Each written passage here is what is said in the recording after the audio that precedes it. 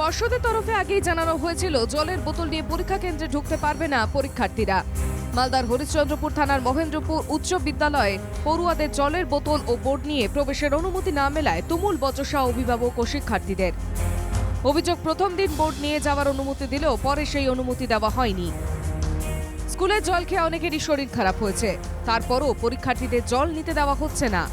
এটা কিভাবে, এটা সরকার কি করছে? এটা সরকার দিয়েছে না এটা নিজে একটা সিস্টেম নিজে তৈরি করছে?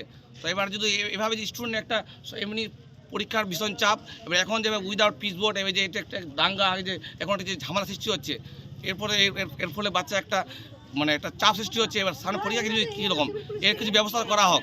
প্লেন কোড লাগবে, তো হঠাৎ করে কোড আমরা কোথায় পাবো, পিচ বোর্ড কোথায় পাবো আমরা? পরীক্ষার প্রথম দিন কি জানানো হয়েছিল? না, প্রথম দিন কোনো জানানি। আমরা স্টুডেন্টকে জিজ্ঞেস করলাম, একটু স্টুডেন্ট বললো না যে আমাদেরকে জানানো হয়েছে। তাহলে হঠাৎ ভাবে এইভাবে সিদ্ধান্ত? ভাবে প্রথম দিন তো পরীক্ষা দিয়েছে, হঠাৎ ভাবে আজকে এই কানুন। পরীক্ষার্থীদের জল ও বোর্ড নিয়ে ঢুকতে না দেওয়ায় বচসায় জড়ান শিক্ষক ও অভিভাবকরা।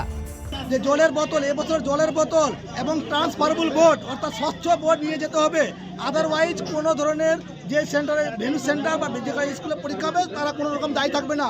ওটা স্কুলের দায়িত্ব, যে স্কুলে ছাত্ররা আসবে ওনারাই বলে দেবেন প্যারোলের সময় যে তোমরা যখন পরীক্ষা দিতে যাবে তখন ট্রান্সফারেবল বোর্ড এবং জলের বোতল নিয়ে যাবে না, স্কুলে জলের বোতলের ব্যবস্থা আছে। শেষমেশ বোর্ড ছাড়াই পরীক্ষার হলে যেতে হয় পরীক্ষার্থীদের। মালদা থেকে নারায়ণ সরকারের রিপোর্ট, এনকেটিভি বাংলা।